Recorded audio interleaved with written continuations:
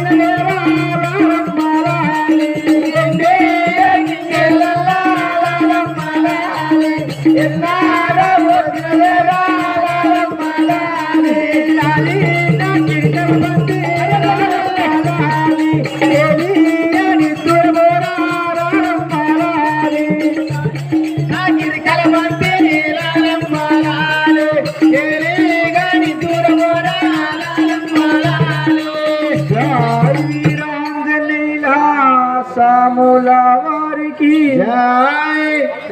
పేరు పెట్టరా?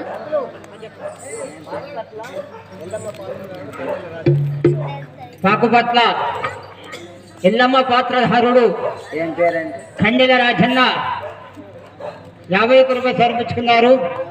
వారికి రేణుకెళ్ళమ్మ సదాయిల కాలం కాపాడుగాక. ఏం పేరు పెడతావు? ఇప్పుడుదా హిల్ పరశురాముడు గొప్పదయ్యా చెప్పలేదు.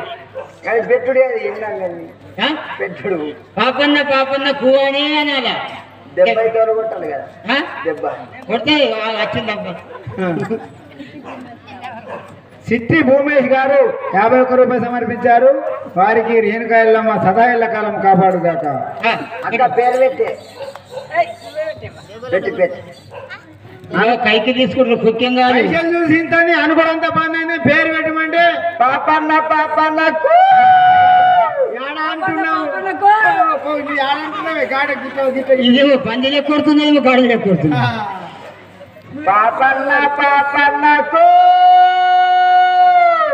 నా శివుడు వరిగిపోతాయి సరే అయితే అయిపోయింది ఇక బతికిపోయింది.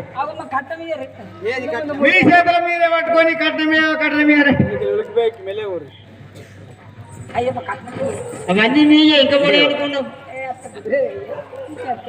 ఏ ఇచ్చుడు విచ్చుడు ఏది అంత నేను చెప్పు ఫోన్ పే కొడదాం ఫోన్ పోతా